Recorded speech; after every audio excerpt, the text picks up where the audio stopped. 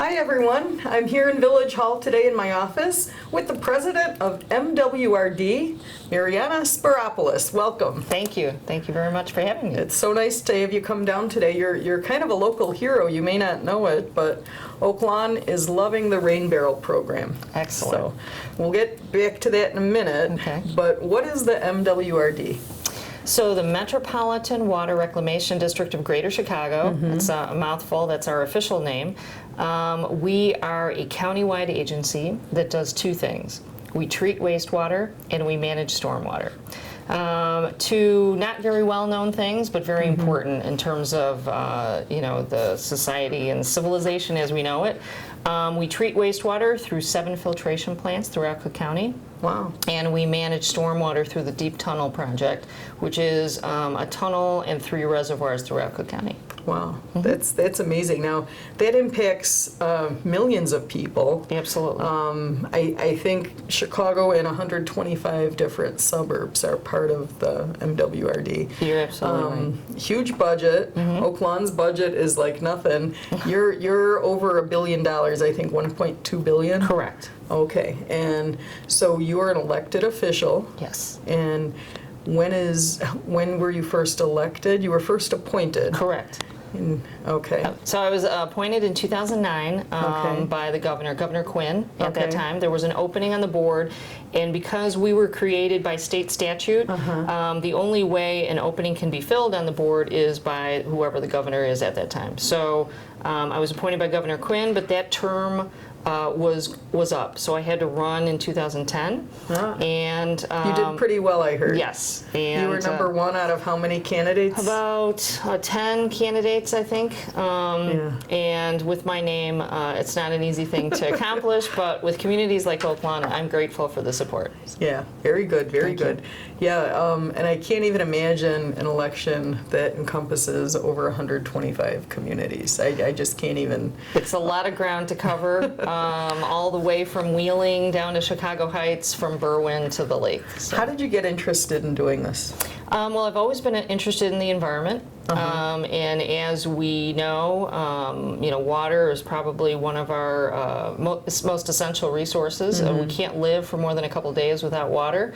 We can go a little longer without food, but water is pretty essential for all life. And so this is an agency that really impacts the quality of the water that we have. In the Chicagoland area, we're really lucky to be close to Lake Michigan. 20% of the world's fresh water is in our backyard, so we're a little bit spoiled. And this is an agency that has a huge impact on that quality of water. Wow. And so you're one of 9 commissioners. Right. And you were just elected president this past year, correct? So I was elected commissioner in 2010, and then internally, we vote amongst ourselves for a president, vice president, and chair of finance. So 2 years ago, I was elected chair of finance, and just this January, I was elected president. Congratulations. Thank you very much. Very good. Thanks. And you're a pretty unique commissioner as well, because you're the only attorney, I understand, of all the Yes. commissioners. I'm an attorney and an MBA. So. Wow. So you've got the business background and the legal. Yes. And I'm done going to school, much to my mother's delight. So. See, every fall this time of year, I always think, I should take some classes. I should go back. But then I'm like, no, I'm busy enough. I'm going to rein it in. But you went to St. Xavier's, you said. I took a couple classes. So I went to Mother Macaulay for high school. Wow. Yeah, I had a great time at Macaulay, great education there. And then while I was in my senior year, I took some college classes at St. Xavier, That's awesome. which is right in its backyard. So That's awesome. I have a little checklist here of some of the bigger issues that we talk, about when we think of our water. But what's going on with invasive species? I hear about mussels coming from the north, carp from the south. What's going on with those invasive species? What does it mean? Why even worry about it? So invasive species are species that are not native to that area. They come from other areas, hence the invasive part of it. And just a little bit of background. So originally, Chicago used to put its waste in the Chicago River. The river ran east into Lake Michigan, and that compromised our drinking water. That's easy to figure out. So as the population grew, people were getting sick. State legislature creates our agency, and one of the first things we do in the year 1900 is to reverse the flow of the river. So we did that through obviously reversing the flow of the river, but creating canals. And that connected some waterways which weren't normally connected. Is the Cal-Sag Canal one of those canals? Right. Okay. And the Calumet, like you said, the Cal-Sag, as well as the Ship and Sanitary Canal. Oh. So what you're doing is you're opening like these highways for these species to have access to other waterways. So you mentioned the mussels, the goby, and the Asian carp. These are sort of different invasive species, but the most recent one is Asian carp. Everyone's heard about it in the media. They're these huge fish that can jump on your boat. I've been in the water with them jumping. It's pretty shocking. They're crazy. And they can cause a little bit of damage. So interestingly enough, our past governor signed a pact with commercial fisheries to have them fish some of these fish out of the water and package them and send them to China, because apparently our Asian carp tastes better than theirs. But this is just what I'm hearing.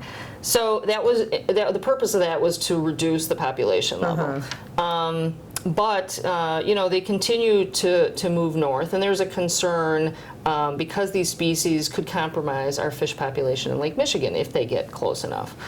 So there's debate as to what the volume is, how many are up there. So we have an electric barrier that the Army Corps of Engineers has set up in Lockport to prevent the Asian carp from moving north. That's one deterrent, and it's doing a decent job at this point. But the Army Corps continues to monitor the situation, and so that's one of the concerns that we have. Wow, that's pretty neat. Yeah. Pretty neat. So has climate change affected kind of how MWRD is thinking of flooding, I know in Oak Lawn we get our 100-year storm every 6 months these days. Right. So how is MWRD dealing with all of this? So yeah, you're right about climate change. If you want to call it climate change or a change in the weather patterns, it's changing the volume and the intensity of the rainstorms that we're getting. So in the past, we had these normal storms. We could create tunnels, and that would sort of help alleviate some of that flooding. But now, the sewer system is sort of a process. You got local infrastructure, and then you have the deep tunnel and the reservoirs at the tail end of the process. What you have to do is capture some of that water at the front end. So what we're doing is we're implementing green infrastructure. We're working with different communities to either build detention, retention areas, and then also complementing that with rain barrel rollout. Oak Lawn has been a recipient of that. Hugely of our popular, hugely popular. The first week, I think we had 600 ordered. I mean, like crazy amounts. Yeah.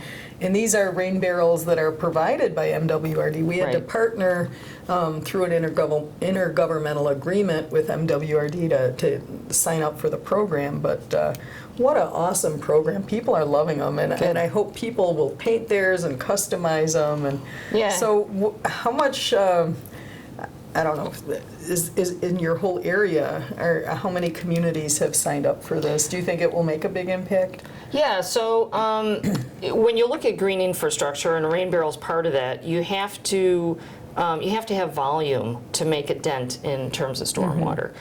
If one person has a rain barrel, it's nice that they are capturing 50 gallons of stormwater, but if you have the whole neighborhood on board with it, that makes the dent, because you got multiple 50-gallon containers of water.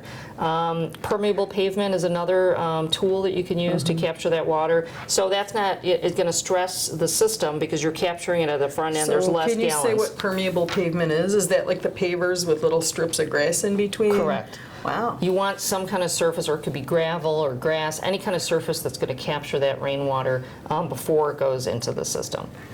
So back to the rain barrel. So you say the only way they'll really work is if everyone gets on board. So if you have not ordered your rain barrel for your house, maybe this is a good time, a little nudge to maybe get those. Each house can get up to 4, correct? Yes. Wow. And we're distributing about 15,000 countywide. Wow. We've got about 30 communities signed on board. So we're making our deliveries, and people are really excited about it. Yeah, we want Oak Lawn to be one of the #1 communities, because flooding is a continuing problem in Oak Lawn. and we've worked very closely with you on a few projects that are in the preliminary stages for water detention, and we're really hopeful that we can move forward with these. But the rain barrels are something people could do today and get going, and it'll make a difference. So. And it's important for people to understand there's not just one component that's going to solve the flooding problem. You're going to have a whole menu of things that'll work together to alleviate flooding in the community. Yeah, that makes sense. I'm always amazed when we get these storms lately, how much water falls so fast. I don't remember rain like that years ago. Yeah. We'd have some good storms. Maybe I'm just paying more attention now in my capacity as mayor, but that's one of the first things I look at is not, we're getting rain, but how much, how fast, because the system is engineered based on historical information. Right.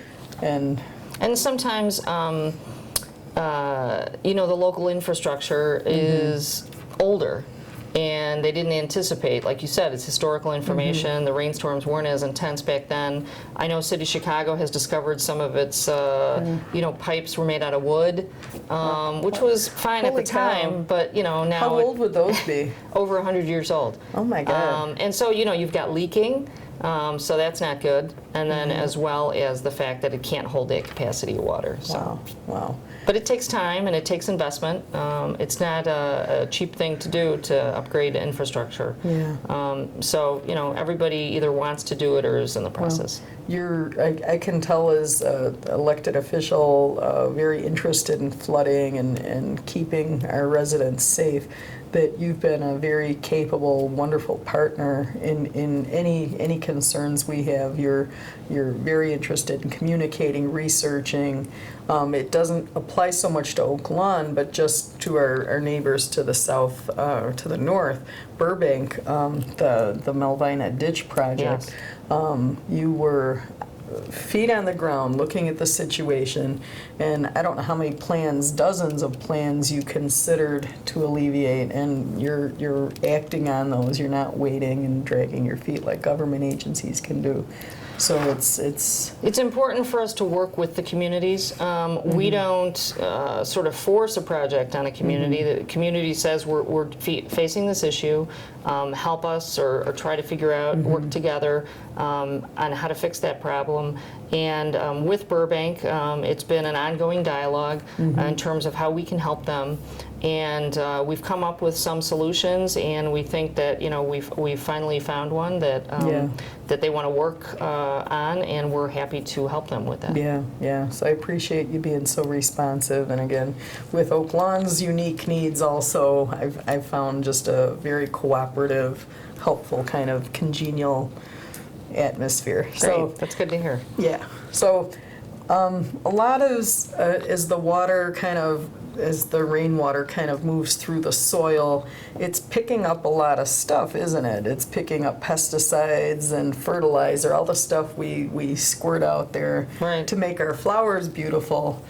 That ends up that you have to deal with also, right? Well, that goes to eventually goes into the sewer system and as runoff, and the fertilizer and the pesticides goes into the waterway, and it gets cleaned up to about 98% before it comes out of our plant, and then goes in. It's called effluent when it comes out of our plant, and it goes down the Mississippi River to the Gulf of Mexico. But there's no new water. There's no recipe to create new water. So we've got the same water that our dinosaurs had millions of years ago and that we have today through evaporation and precipitation. So when we're adding things to the water, such as medications or hazard household products, chemicals, fertilizer, as you pointed out, that goes into the waterway. Yeah, and it just keeps circulating along. So there's, on the one hand, we need to use some of that to, if you're growing crops, you want to protect the crops because we've got to feed people. Right. On the other hand, can we find some better ways to reach the same goal without fertilizers and pesticides? I'm sure, industry is looking at those kind of things. And by the time it gets to our tap water, all of that is filtered out, correct? Correct. Okay. So the 11 filtration plants, I think you mentioned. Seven, excuse me. 7 filtration plants. You know, when people open the faucet and the water's coming out, and it's totally safe to drink. Right. And tastes so good, generally. Yeah. And consistently, it's why would anyone buy bottled water? Well, that's a good question. I think for convenience, sometimes it's easier unless you're going to buy a bottle yourself.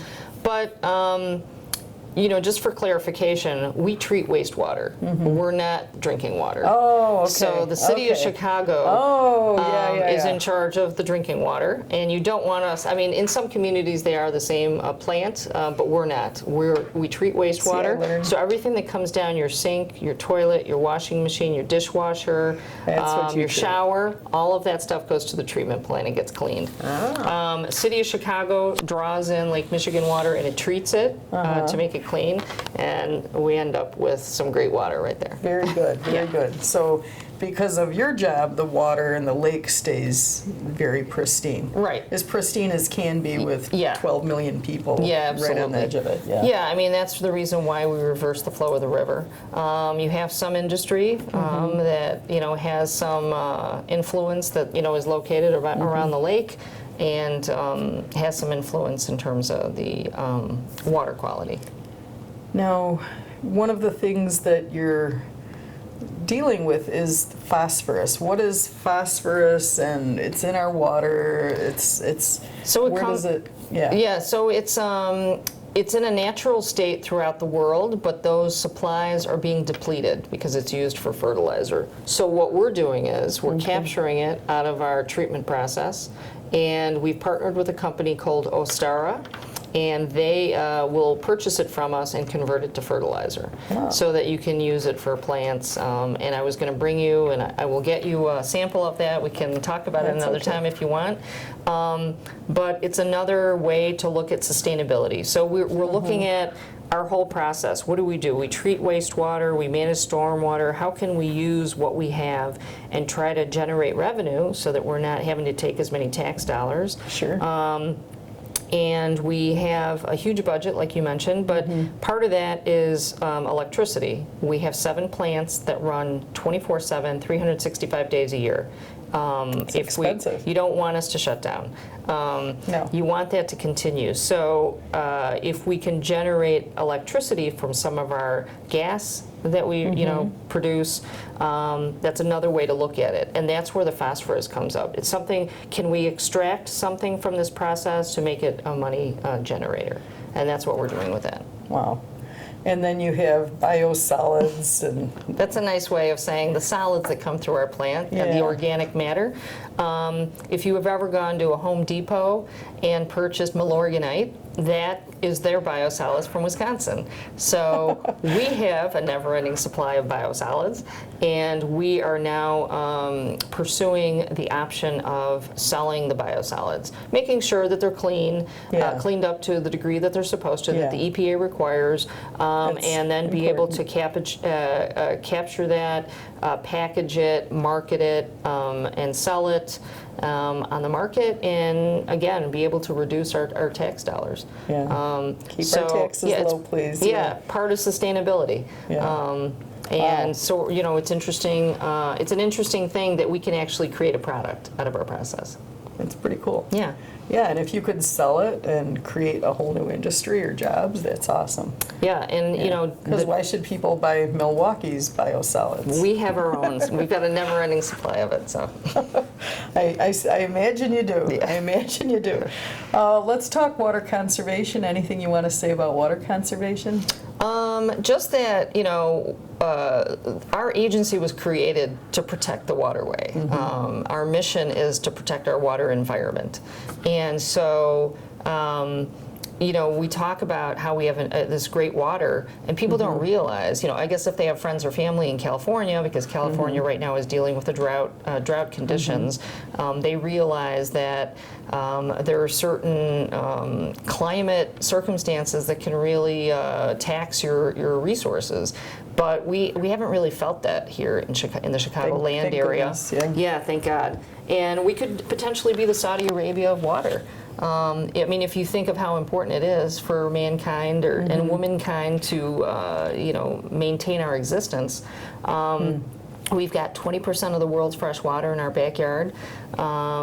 And, if you go out to Lake Michigan, it looks like a never-ending supply of water. But, it only represents about 1% of the fresh water that is available to us. So if you're brushing your teeth, turn off the faucet until you're ready to rinse. You save 5 gallons of water going down the drain and going into becoming waste.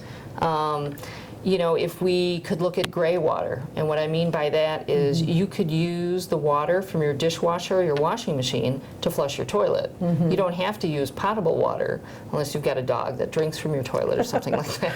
But the point is, trying to think of the process and how can we achieve what we need to achieve and then still be sustainable and conserve our water. We want to keep the water for what is most necessary, which is drinking. Manufacturing uses a lot of water. You don't realize how much water is used in the process of creating a cell phone and creating a lot of other things. Could they use effluent from our plant for the same purposes? Could we use effluent to water a golf course instead of fresh water? Could that golf course still be sustainable? And it's possible. But it requires a shift in thinking. Yeah, a totally different way of thinking. Yeah. And how things are designed and built, it almost has to start there as new things are constructed. And yeah. I mean, when you're mixing cement, could you use effluent instead of potable water? I mean, it depends. I'm sure there's, I'm not an expert in terms of cement, but, there could be a discussion in terms of what is required to make it a quality structure, whatever it's being used for. But just sort of, like I said, it's sort of a shift in thinking in terms of how we use water. Wow, now that's impressive. Now, do you participate in regional water discussions and issues? There's always studies being done on water and... Yes, absolutely. We, in the city of Chicago, there is a conference every other year called WEFTEC. It's a very important water conference. And when I say every other year it's in Chicago, it's because of our unique location here near the Great Lakes. And in the other years, it's located in other cities. Most recently, it was in New Orleans. But this year, it'll be in Chicago. And so we're one of the co-hosts of that conference. We're in discussions with the city of Chicago on talking about a major water policy, just as one of the participants of that. There obviously would be members of academics, government, industry, so we would have a seat at the table at that. And we're in constant discussion with the leadership in Springfield about how Illinois participates in terms of leadership and policy regarding the Great Lakes. Very good, very good. Now, MWRD has a website also if residents want to learn more, if this isn't enough information. Well, we have we always have jobs that come up. MWRD.org is our website. So I would encourage you, we have interesting information, understanding the process, getting in contact with a commissioner. We're elected officials, so if you have any thoughts, suggestions, ideas, compliments, or complaints, we're happy to hear all of those.